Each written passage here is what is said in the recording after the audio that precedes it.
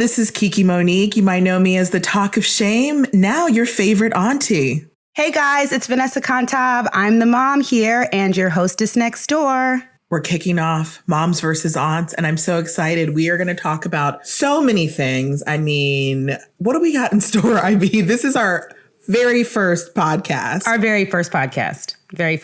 I mean, we're going to be talking about everything. We've got gossip, we got trends, we got ways for you to level up, make some money. We're going to be talking about solo parenting because that's my life and how important it is for me to have my girls around, aka aunties who help me.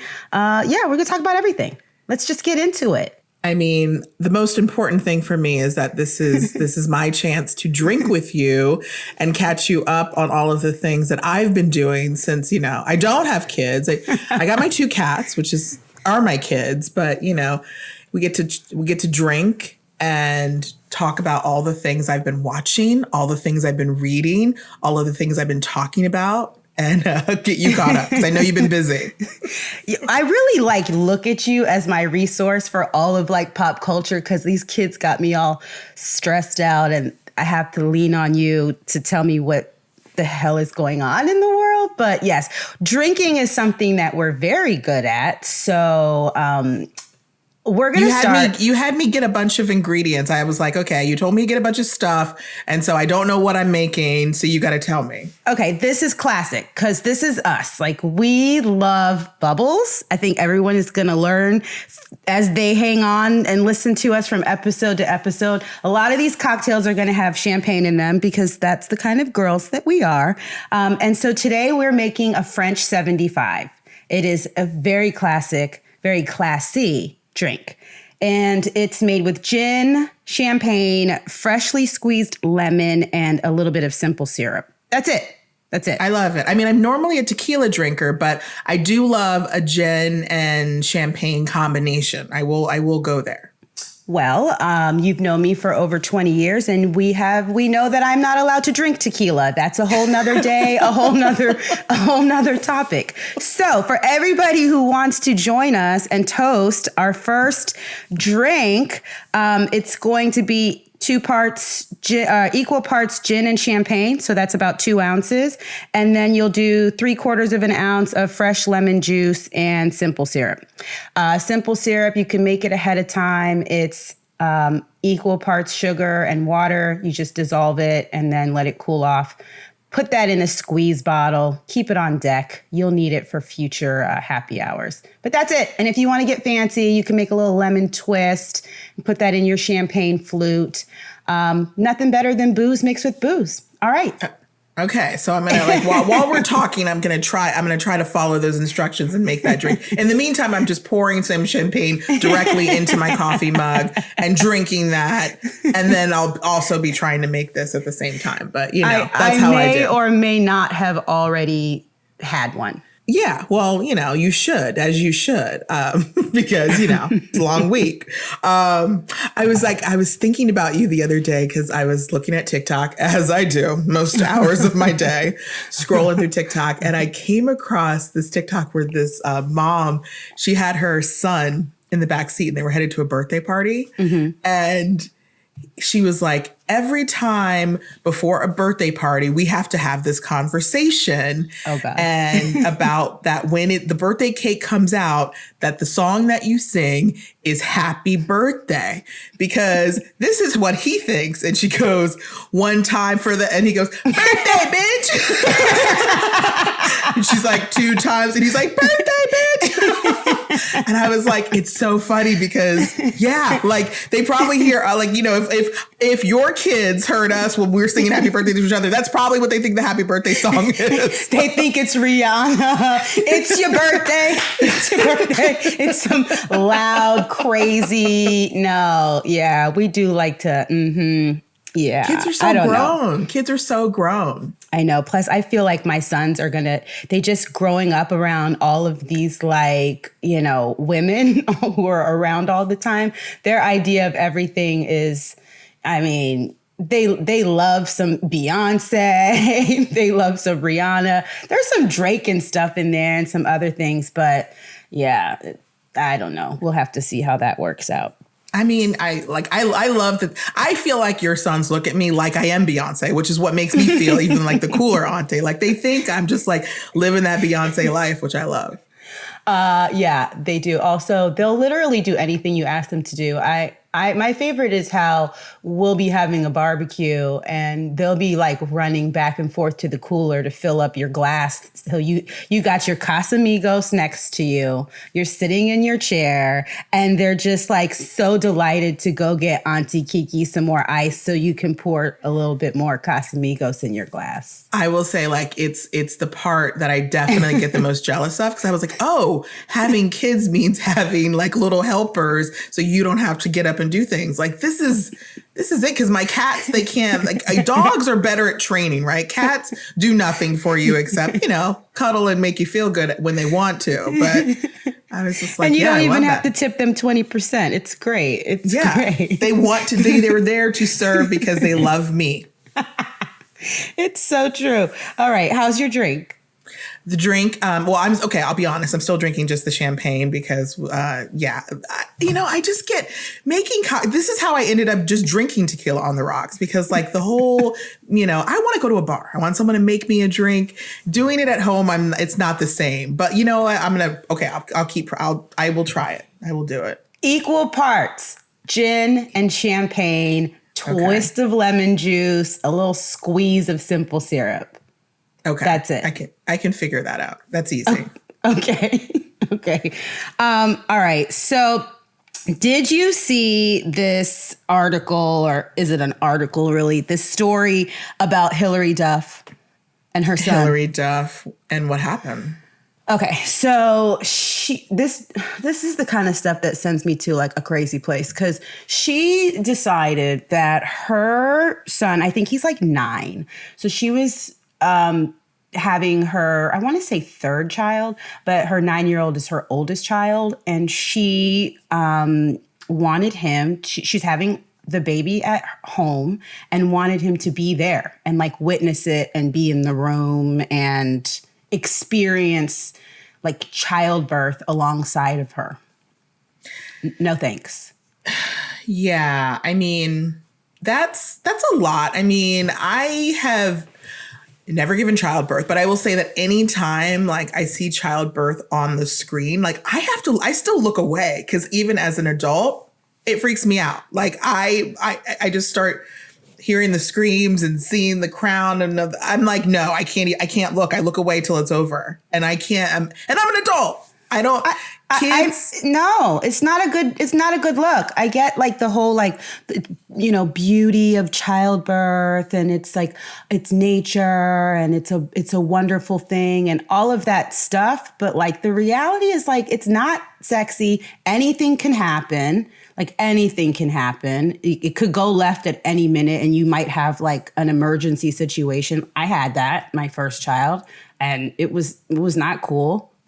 And I wouldn't want my son there, like kind of freaking out, worrying about mom and baby. Like, I just don't know. To me, it's too much. To me, it is way, way, way too much. I'm not one of those kinds of moms. Like I don't, I don't curse around my kids. I don't expose them to, I don't know, to me, 9 years old, any years old, I really don't want you in the room. Like while I'm having your sibling. To me, it's too much. Am I missing something?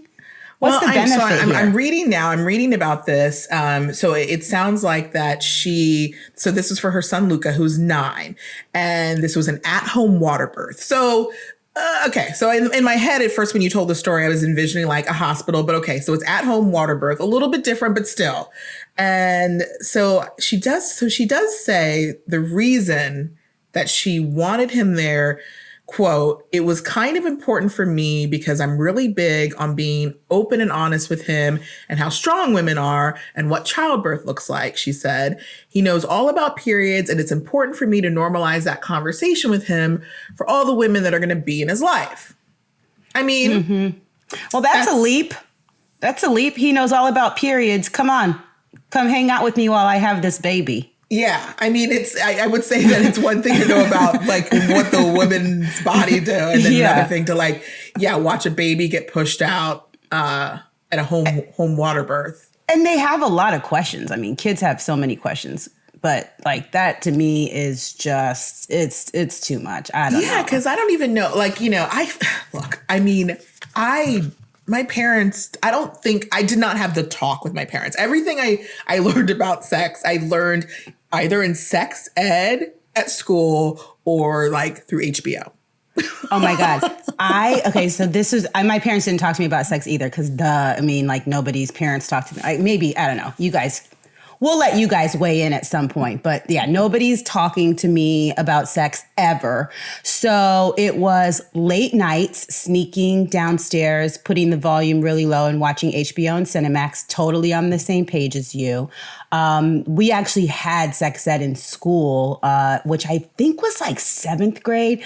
But also my parents had, we didn't have the internet. So my parents had like a lot of books, and they had this one blue hardcover book that was like health. It was just like a health book all about the body.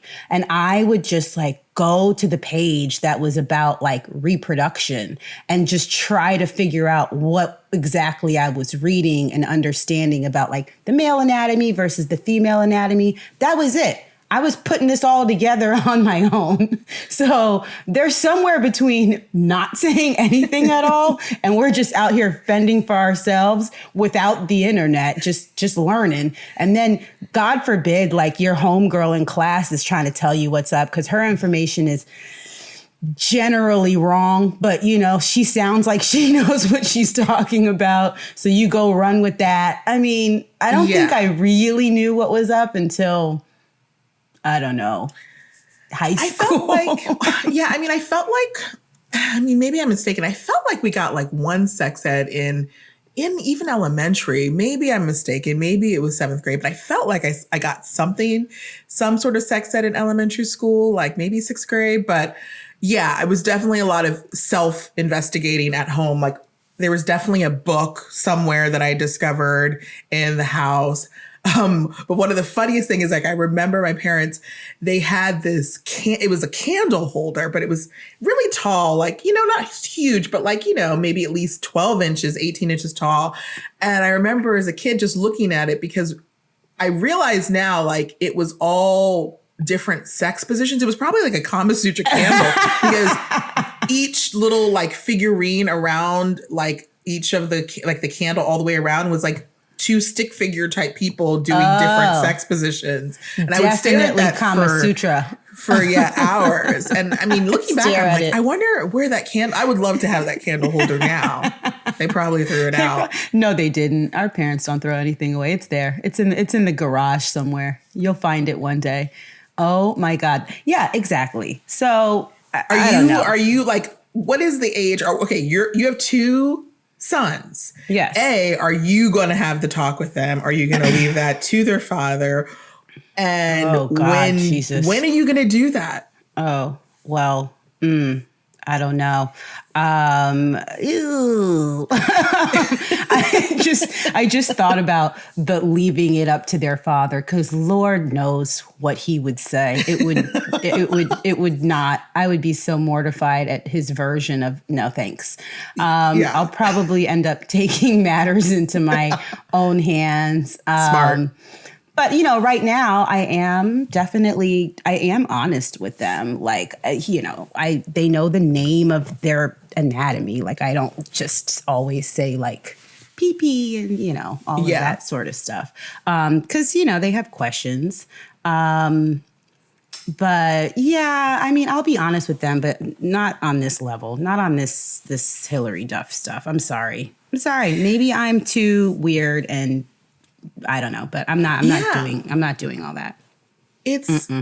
It's weird because it's like, there's so much more exposure. Like I was looking through, I was looking at Kourtney Kardashian's stories the other day and she showed a picture and she was like, me and baby P, I'm, referring to Penelope, her daughter, getting matching nails. And I looked at their nails and they both had nails that it looks like tips, like acrylic tips or gel tips because that they like glue down and put that little saw thing on. Well, because they were, they both had the pointy Oh yeah. You can't achieve that with your regular nail. At least I Right. can't achieve that with your regular nail.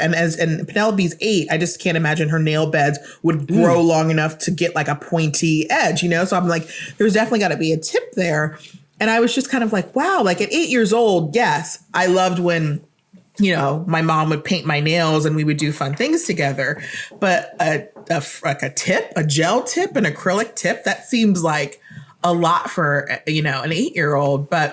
And that's where I'm like, I get lost because I don't have kids. And so I don't see, do kids just have so much more exposure to things that I'm not aware of? So it's normal. Like, is it normal for 8-year-olds to like get gel tips, or is that still like, is weird to most people, you know? Like, I'm definitely weird about anything that will kind of like, I don't know, like take away their innocence or like to me, I'm legit, I'd be worried about her real fingernails underneath that, like the glue and all of it. Not just that like she's 8 trying to look like she's 16. Like I think that's like one of the issues I have, but I'm also just like weird about just doing anything. I love how, you know, little kids have like, they have like perfect skin and perfect hair and everything before we start getting all weird and putting stuff in our bodies and chemically changing things around. I just kind of like 8 years old to me is too young for, when I was a kid, we had that Tinkerbell nail polish that was non-toxic. That was so dumb because you literally painted it on and then you could peel it right off. yeah.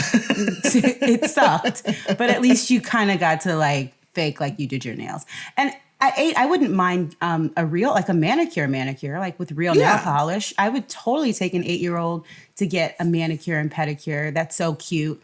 But then one step further with like glue adhesive and that little zzz, and they're like, you know, shaping them into claws and all, that's too much.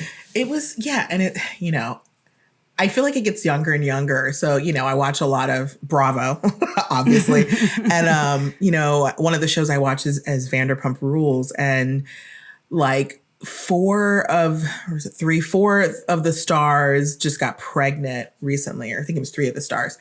And they all set up Instagram accounts for their babies, right? So, you know, and one of the babies was literally born, I think, like 6 days ago, and is already verified, has $100,000 followers, and is verified already. I mean, and look, I follow that baby, and I was excited when I got, and I was accepted because they had it private, and I was excited when I got accepted. You got followed back by a baby? I was like, this 6-day-old baby has more of a social media following than I do. But like, then I got weirded out because, okay, so this is what weirded me out too. So, you know, when you're celebrity, reality star, you have these babies, you tell all the business, you're like, you know, the one baby is like Summer Moon Honey Davies is the baby's name. That's a real name? That's Sheena's baby's name. Okay. Summer Moon Honey Davies, which, by the way, there's also something interesting there because her, you know, fiance has children with his ex. I think they live in like New Zealand, Australia, New Zealand. And read somewhere that his other daughter is named Winter. So thought that was interesting because I don't know how I would feel as like the ex-baby mama if our kid was named Winter and the new baby's named Summer. But anyways, I digress. So this baby's name, Summer Moon Honey Davies. And we know the hospital she was born in. We know the day she was born in. We know the time, probably, because I think they were, you know. And I was like, these are all security questions. I feel like you've just already set up your babies to like have their identity stolen in the future. Like, I understand like wanting to like get your baby and the page monetized, but I also think it's kind of strange of just telling all that information to the world. It feels very scary. And already that baby, you know, the baby has no idea what's going on. Like I remember, you know, David Foster had a baby with Catherine McPhee, you know, I don't even know that was, and she went on, I think some podcast and told the first name of the kid. And he got so mad. It's like a family name. I can't even remember what it was. It's like a family name. And he was really mad about it.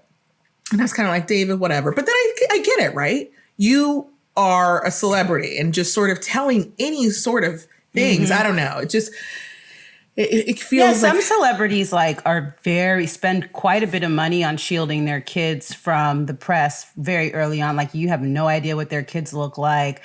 I mean, I know there's like extremes. Michael Jackson used to put like literally like bags over his kids' heads and stuff. I mean, people go all the way with it. My whole like life is about moderation, though. I don't think you need to put a bag over your kid's head. I also don't think that like a 6-day-old needs like 100,000 followers and verified on Instagram. Like, I just don't understand why it's got to be like this or this. Like, there's just such a happy place in the middle. Like, yeah, and I think most people live in the middle. Yeah, but I think that unfortunately, once you start edging over to like one side, you just kind of go all the way, right? Because you're just like, gotta get this money. Gotta get this money. This baby's can be making money right now, like right now. I mean, and then they convince themselves that they're setting their kid up for the future. This is for the kid. Oh yeah. So, I mean, like, meanwhile, the parents are making like a good amount of money too. As their manager, they're taking the management fee.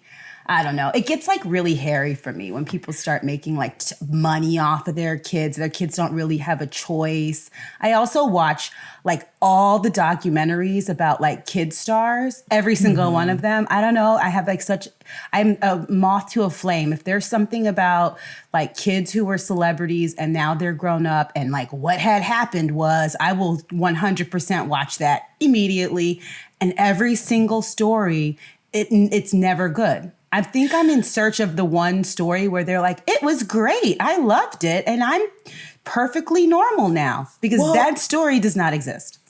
I think it didn't. I think that Gen X specifically, I think that the kids who were child stars, who were like, now adults, as Gen Xers, they went through a lot of the like messed up shit to like, and they created a lot of those laws that now are in place. So the Gen Z generation actually is doing much better in that. Like, like Billie Eilish, I think is a perfect example of somebody who is, she's 19 now, but like is a child star. And I talk about it all the time. I watched her documentary and like, it just like completely, like I already loved her, but this like took me to a whole nother level of loving her. It also took me to a whole other level of loving her parents. Because, I think we have a lot of like preconceived notions about homeschooling children, right? Which of course took a whole different turn during lockdown, because now every kid is homeschooled. So it totally changed our perspective, right?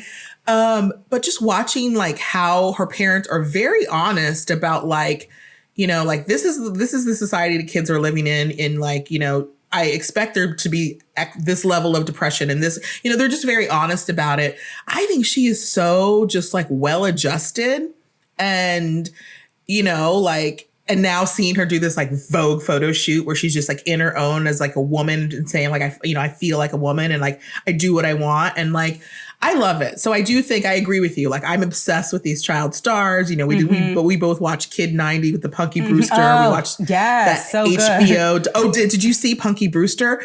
I think she said her stepfather found a whole other trove of tapes and she was very excited about it. She posted it on Instagram. So I don't know. Hopefully there's a Kid 90 too, but like there's Kid a whole 90 was so good. And I absolutely adore Billie Eilish. I learned about Billie Eilish for the first time 2 years ago from like the children in my life, not my kids, they're a little younger, but like the tweens.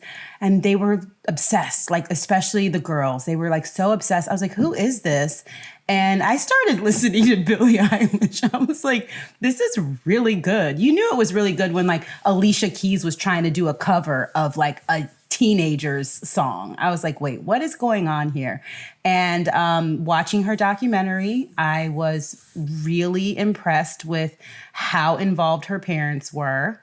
And it feels like you have to be on them. And she got really annoyed, as teenagers do, like, give me some space, leave me alone. But they let her have that crappy boyfriend. They let her get her driver's license. She still had all the like coming of age experiences, just with like her parents comfortably hovering around her. And I think she's going to end up being like pretty okay. She may be the case study that we are like, okay, all right, that worked out. That worked out. And she's very successful, but also her whole thing was her family. Remember, her brother is her producer.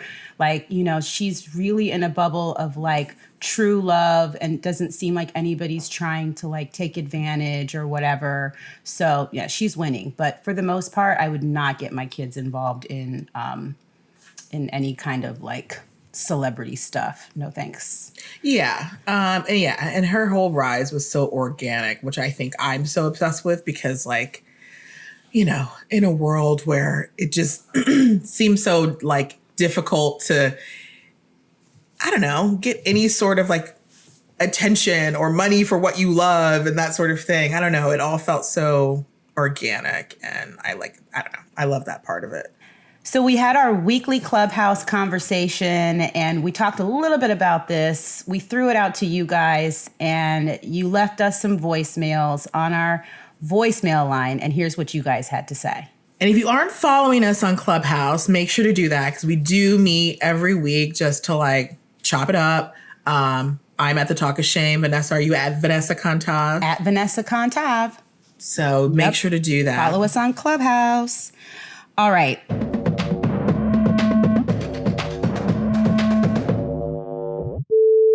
Hi, this is Mandisa from Brooklyn. And in response to the question, do kids know too much or did you wish you had known more? I am a mother of two daughters, ages 10 and 13, and they definitely know way too much. A friend and I were listening to some great 90s R&B the other day, and Superwoman came on, and we were like, okay, we know every single word to this song. We've known every single word to this song since we were, 8, 10, 11 years old. But we didn't really have the, tools to understand what it meant. With the internet, my kids know what everything means. And if they don't know, they're definitely asking me, my daughter asked me, who is Monica Lewinsky after listening to a Beyonce song? And I'm just like, ugh, like, when is too much too much? You want them to be informed, but, some things I think are less best to be discovered as you are, going to college or entering adulthood. Hi, so this is Monica from Rhinebeck, New York. So when I think about kids today knowing too much, I guess I kind of feel like they do. They are exposed to a lot. It doesn't kind of allow for them to learn things or experience things in a kind of progression the way that we might have. And it's like kind of boom, like all at once. And so that kind of scares me a little bit, but at the same time, I feel like, they're exposed to so much and they, have access to so many people all over, and ranges of interests, that opens them up to, things that they might not have been exposed to until maybe later on. So there you go.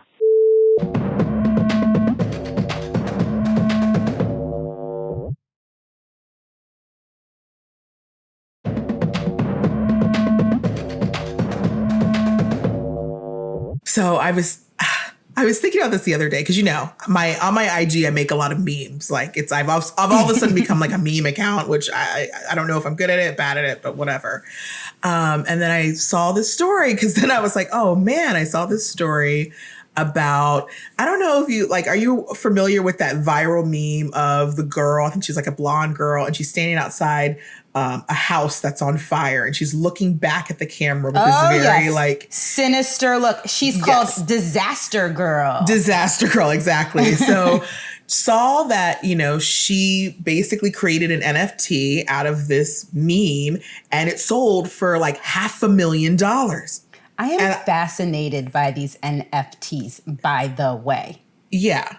I mean, I know that like Paris Hilton just launched like her whole line of like NFTs. I haven't really I saw a couple of them. I mean, it's everyone's doing it. And I was kind of like, well, wait, what does NFT stand for again? Non-fungible Token, yes. Non-fungible token. BT dubs. It sounds so, it's not sexy at all. Non-fungible token. Like, it's just not, NFT at least feels like a little sexy, but non-fungible. Well, it also just sounds like some way for like rich folks to just spend money. Because I'm trying to figure out, okay, you can finish telling me about Disaster Girl and her NFT and whatever happened with that. Because I'm still like trying to lock in on like, can I buy these things? Can I sell these things? I'm super confused. But tell me about Disaster Girl. Well, I mean, that was pretty much it. I mean, she created this NFT. It sold for $500,000, and like now she's good. And I was just trying to think of like how to like turn anything. I mean, the closest I had, like I took a video one time of this guy in Santa Monica, and there's these things called Cocoa bots. They're these like delivery bots where someone can like order food delivery, and then the restaurant puts it in this Cocoa bot, and the Cocoa bot robot drives down the sidewalk and delivers it to you, and then you have like, you open it with your phone. I had never seen It's a one of robot? these. It's a robot. It's a little rolling robot. And I'd never seen one that before. shit would never happen in New York City. Are you kidding me? It's all by itself. Anybody could just pick that thing up. Well, here's the thing. So like, I had never seen one. So I started video recording because I was like, oh, that's so cool. What is that? And the minute I start recording, this dude is walking down the street and he has his dog, but his dog is not on the leash. And the dog sees the robot and gets spooked and sort of like runs away. And so the guy like doesn't want his dog to run away. So he karate kicks the Cocoa bot onto its side. And I was like, oh my God, Cocoa bot. And I was like, and I was at a bar. I was at a bar at the time, and the table behind us, like they saw it too. And like, we're like, what do we do? And the Cocoa bot can't get up. It's not like it's not like a super, it's not doesn't a have a little prop thing. So the guy next to us runs out, turns it back on its side. It kind of like waits a little bit. Anyway, it starts going. Anyways, I just posted it on my TikTok because I thought it was funny. It went a little viral. And I got reached out to by these companies, and what they do is they just like buy up this content, and they try to put it on the, like, as a broker to sell it, because there's so many like shows, like, think about like Ridiculousness, or just like in late night shows where they're like Jesus and Mero or Trevor Noah. They always show funny stuff like that. That they're getting it from these companies that buy it from people like you. I'm assuming so, because I was always like, how are they finding all this stuff? And I'm like, it makes sense. If they're showing it to a large audience, they can't just do it for free. So they probably have to purchase the rights from it from places like the one.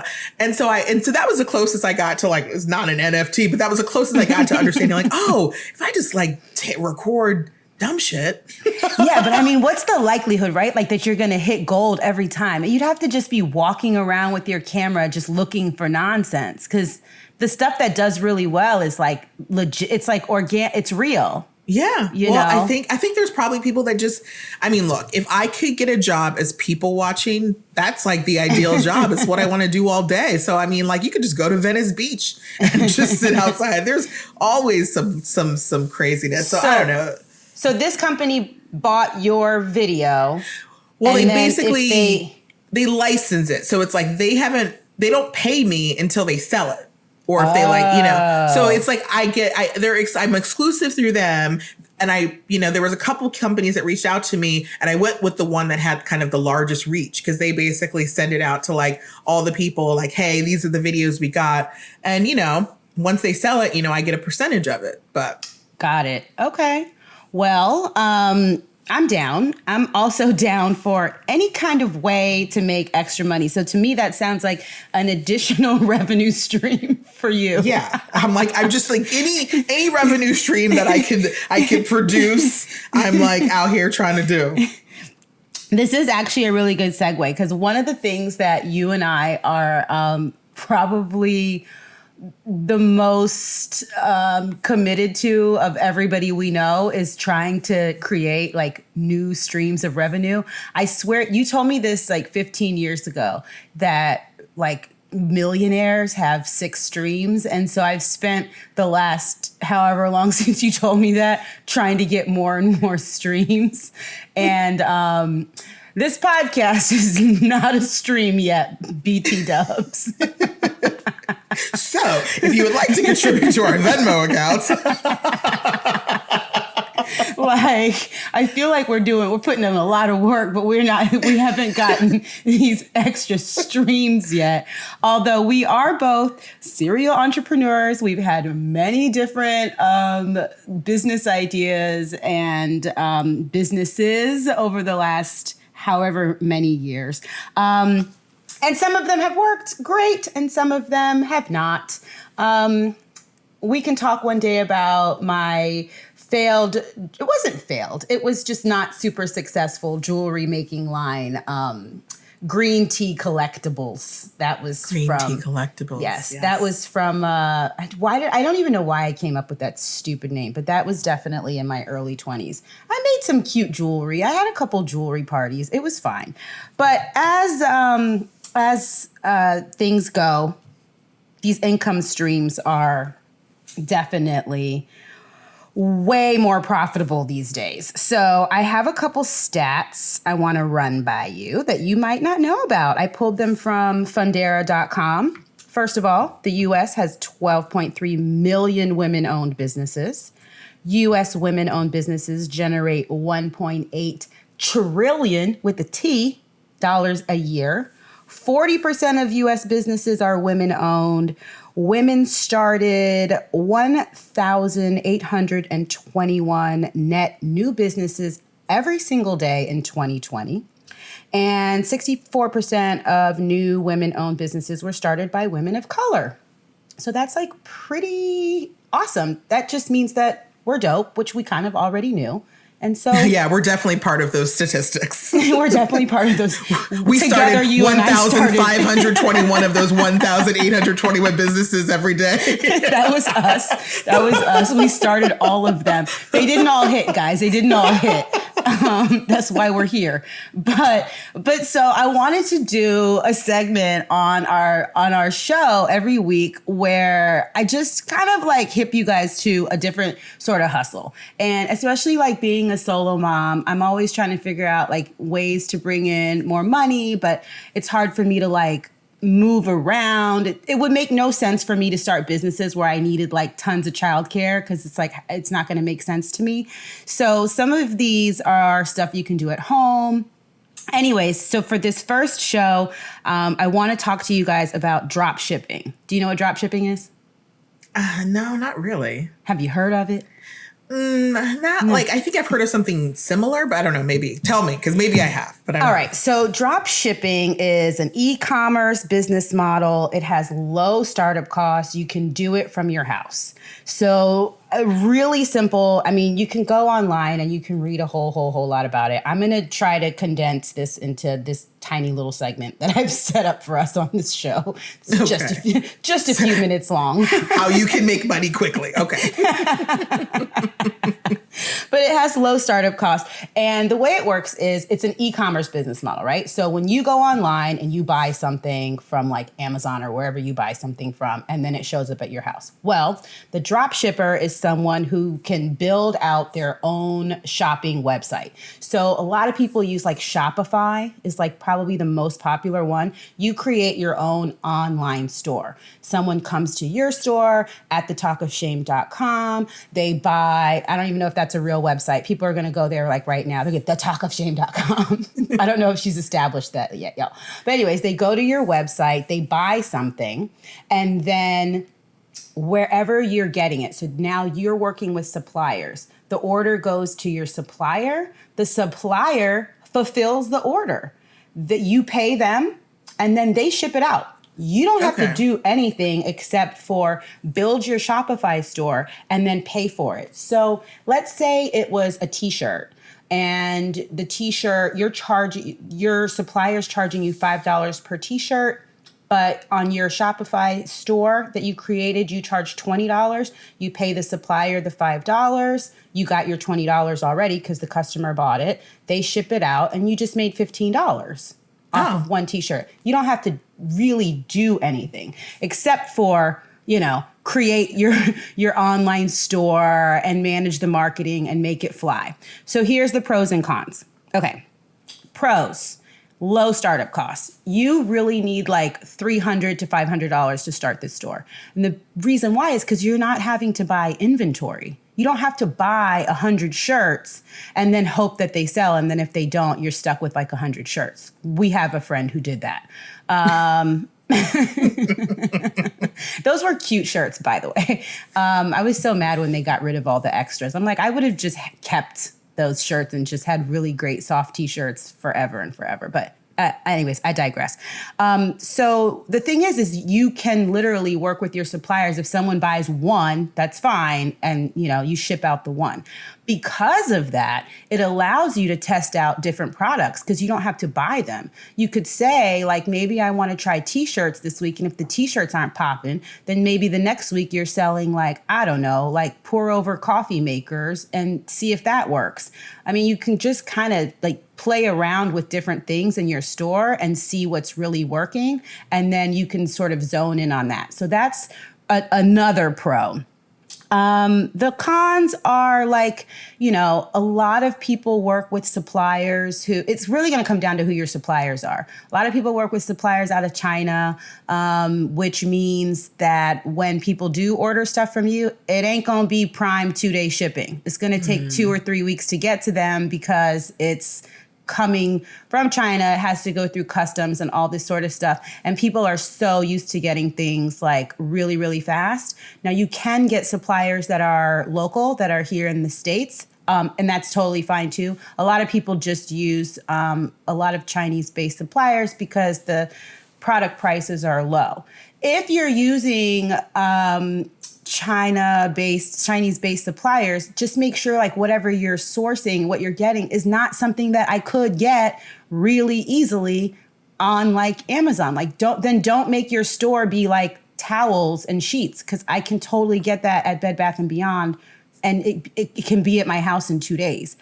I know I ordered from an Etsy store last year when we were all home and nesting and doing the most. And I ordered this beautiful, like hand crocheted, like plant pot holder that hangs from the ceiling. And it was something that was like a little different, a little unique. I couldn't really find it anywhere. I got it from this cute little Etsy shop. And it took 2 weeks to get to me, but I didn't really care. She set up the expectation it was going to take that long. I knew that it was going to take that long. It was something cute. So part of it too is like, you guys have to have a little bit of flavor, a little bit of style, know what people are going to want, and make sure that you're being smart. You can use suppliers that are in the States if you want to keep your business, here in the States, that's fine too.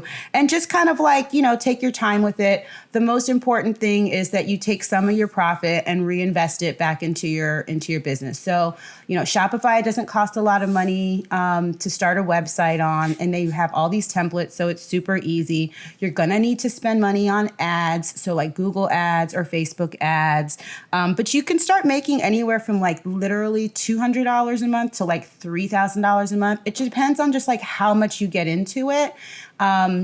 And that you're just constantly testing out like different stuff and see what's really, really popular. I don't know about you, but I get advertised to on Instagram all the time. And I can't lie, I buy stuff. Like they know. Well, that's what I was going to say. What's it's up. Like pretty I have successful bought stuff. because it's like, I definitely, every time, because now I'm realizing, okay, that's why everything I've ever ordered from Instagram has taken like 2 months, because they will catch me. I'll see like some like cute shoe that is like not like a shoe I've ever seen before. And I'm like, I need that shoe. Like, and it's like Instagram knows I like black and gold and hot pink. So it's always like, oh, the shoe happens to be black and gold and hot pink. Oh, well, I need that shoe, obviously. Yeah. And I literally, I think one shoe took me like 6 months to get. But one thing I will say is like, it does make sense also that a lot of these suppliers are using Chinese-based suppliers. And I would caution that for bigger girls like me, because a 2X in China is not the same as a 2X in the United States. And I learned that the hard way after waiting several weeks for this very cute oversized hoodie. And I actually purposely, because I had already gotten bamboozled once before on the 2X, I ordered like a 5X. Girl, let me tell you. Let me tell you, I gave that to my friend who I think is maybe a size 8'10", like, and it was like the right size. So like the right size. I was like, yeah. I'm not gonna like, and so I'm realizing too, I also got sucked in. I don't hate to admit this. I got sucked in. You know, Tom Hanks' son, Chet, White Boy Summer, the rapper. Girl, this is so problematic. I mean, well, so, you know, you've known me for a long time and you know that Chet Hanks is my type. And like, I'm not saying that I am like proud of that, but he is. He's my type. He's usually the type of guy that like and that is why I'm single, because like that's my type, right? And he's so problematic. But you know, I got sucked into White Boy Summer, right? Because I was like, you know, oh yes, like let's have a White Boy Summer. Let's have any hot girl summer. I just want any summer. And so when he started advertising his White Boy Summer, now I knew when he started advertising White Boy Summer, this could go all wrong, because this sound like White Boy Summer. There's going to be white boys that do not understand exactly what he means by White Boy Summer, and does he know what he means? I mean, I think he wanted black girls to have a white boy summer. That's why he started then making other shirts that were like black. He's wearing a shirt that says like Black Queen Summer because he wants the black girls to wear the white. So I was like, yeah, like White Boy Summer. Now, again, I was like, still like the font on there does feel like, you know how when you see like white supremacist like biker gangs. The font even felt like, I was like, the font even feels off. Like he's not being like counseled in like this is. Yeah. But I still was like, I want this tank top because I am a sucker. What is it? Wait, is it like tattoo parlor, Harley Davidson, biker crew font? Like what's it's like that font? Old English, English style. I know what you're talking about. Mm-hmm. I mean, now the shirt, I just got a notification because it got sent to my box. It arrived today. So I don't know. I don't know if they've changed the font. I will, of course, you know, I'm going to go pick it up later sometime this week. We'll do a photo shoot on Instagram to show you what it looks like if they kept the font or whatever. But yeah, it took weeks. I ordered this like drunk the thing. Weeks ago. That's the thing. And also, by the way, in the beginning, you're not going to get any customization because that costs extra. So like if you want these suppliers to like have like customized packaging, like where the outside of the box or the tag inside the shirt says the White Boy Summer or whatever the hell, you know, if you wanted to say that, they're not going to do that for you if you're just getting started. You have to almost prove to the suppliers that like you have a business that's doing well. And then they're like totally down to customize the outer packaging or the inside packaging, or you could add tissue, or you could add whatever, and you can get really fun and jazzy with it. But you have to also realize in the beginning, like all that like customization is going to be like how you build your store, how you market yourself. You can do all of that. But when the stuff arrives, it's just going to arrive in like completely plain packaging from wherever. And usually, you know, the cons and the downsides do have a lot to do with, you know, they end up being like shipping things, you know, or people might have returns or whatever. But I would focus on the positives. I think it is a good like revenue stream if you're into that. If you're someone who, you know, is good at marketing, is good at kind of like sitting at the computer, you know about like basic accounting practices, you're into customer service stuff, and you have a good eye to pick out really cool and interesting products that aren't available everywhere that you could just buy and get in 2 days, but something someone would be interested in, like your t-shirt. Good God, I can't even. I'm waiting to see what this t-shirt looks like. It's not even a t-shirt. That's the thing. It is definitely full on like tank, you know. It's you know, hey. It's a tank. Oh, it's a tank. Oh, girl, I can't. It's a tank. I ordered the tank because it's hot here. You know, hey, it's hot. I needed a tank. And you promised no matter how whack or not whack it is, you will post photos of this on Instagram for everyone to see, right? Because now we all want to see. Oh, of course I am, because I'm still gonna shoot my shot towards Chet. I don't even care. Like I know, like everyone, like I just.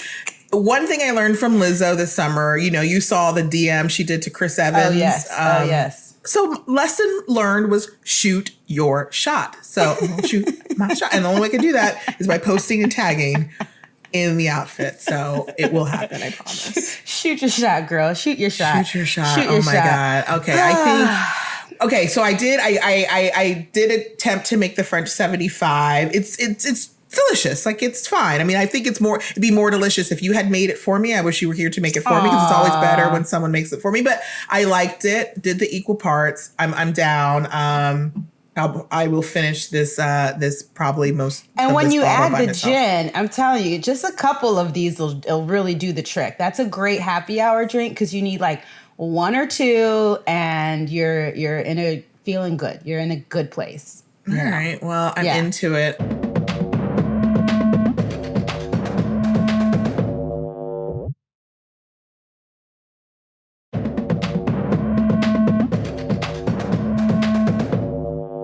We always like to end our pods with, a nice cool down, or what we have described as the cool down. Yeah. With the cool down. The cool down is in honor of, like, when you remember when gym classes were a thing. You go to the gym class and you go to Soul Cycle, and then at the end they turn the lights low and they slow it down, and you feel real good about yourself because you did this, this really great song, and they're playing, like, I don't know, Trey Songz as the cool down music. Yeah, exactly.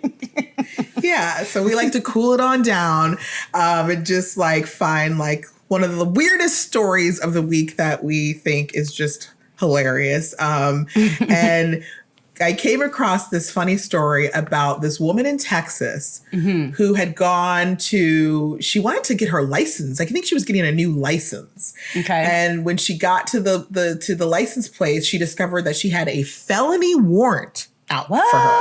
And she was like, what? This is like a 52-year-old woman, probably living, normal life. And she's like, wait, what? And when they go to find out why she had a warrant, it was because it was for allegedly failing to return a copy of the 1996 made-for-TV movie, Sabrina the Teenage Witch, which she had rented from Movie Place, a video rental store in Norman, Oklahoma. I love that they wrote a video rental place, because people are like, what's that? Yeah, like the warrant was issued in 2000. So, oh my God. It had been living. So this is over 20 years that she had this warrant, didn't even know. This rental store obviously is not even in business anymore. Well, no rental store is in business anymore. Meanwhile, she's been unknowingly on the run for 20 years.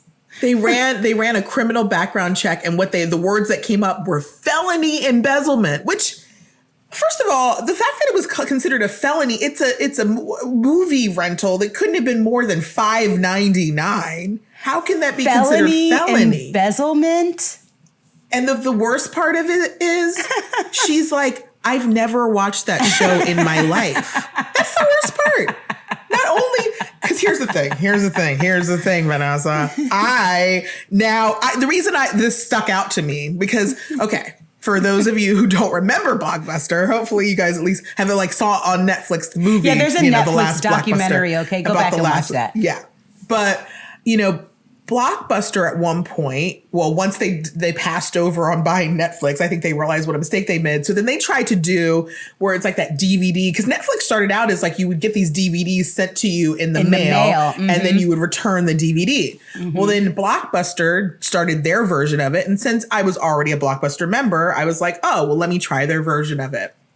And I remember I rented this, I remember it too. It was the Angelina Jolie DVD. I think it's called Foxfire is the movie. Don't remember that. Well, neither do I, because I actually never watched it. I rented it and then I returned. Anyways, years later, I remember I was getting these collection notices in the mail about this, and I was like, I returned that movie. I was like, what are you talking about? Leave me. And anyways, I got out of it, because I was like, what are you talking about? I returned everything. Girl, I was moving a year ago. That DVD was still you found it in my DVD collection with the Blockbuster wrapping still on it.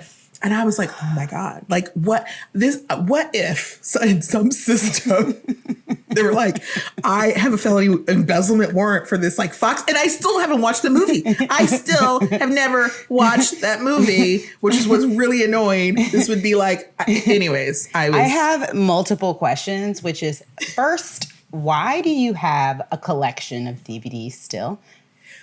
Because I really, I'm not a hoarder. However, I do believe I have the entire The Simple Life season 1 all on DVD still. Interesting. Paris Hilton and Nicole Richie. Okay. Sure. I just believe that those are very valuable. Girl, you know what? Good for you, because they're going to turn out to be some sort of DVD NFT shit one day, and you're going to be like, I got all the receipts, and you'll be a multimillionaire. My with fourth another stream of income. Meanwhile, I throw everything away, like everything. I hate having anything. If I could just live in like a museum and just have nothing, I would be so happy. I hate stuff. I hate stuff, but you have all of the stuff. So, yeah, you're going to end up winning. I don't even have a DVD player, so I don't know how. Well, neither do I. And like MacBooks don't even come with CD-ROMs anymore. So I actually don't know how I could play these. Yeah.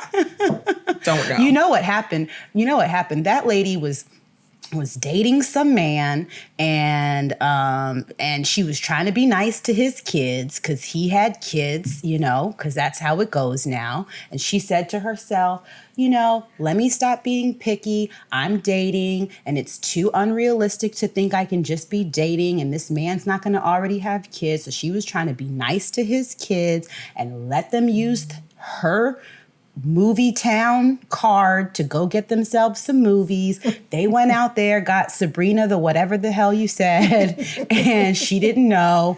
And then meanwhile, she's been on the run for 20 years, living her felonious lifestyle, and she had no idea. But also, this means that this woman in 20 years has never, ever been pulled over for speeding or running a red light or anything. Because if you had a felon, a warrant, it shows up like even for like a regular traffic stop.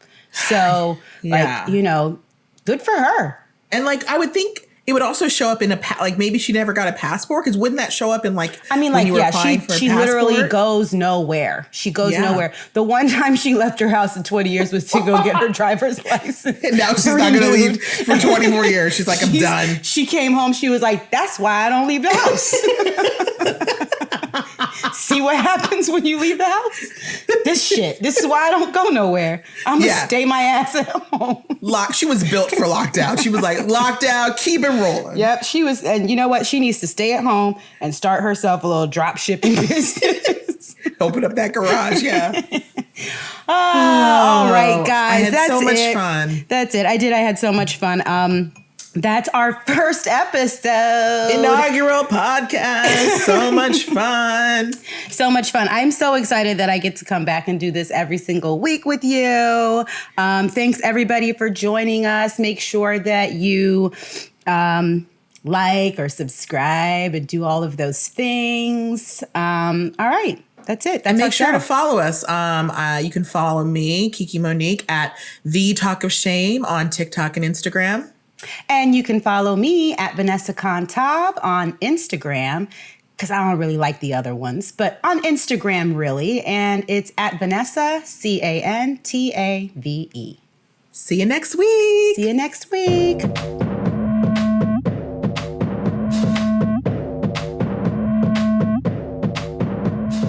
Moms vs. Aunts is brought to you by CafeMom. Our theme music is composed by Coney Island Music.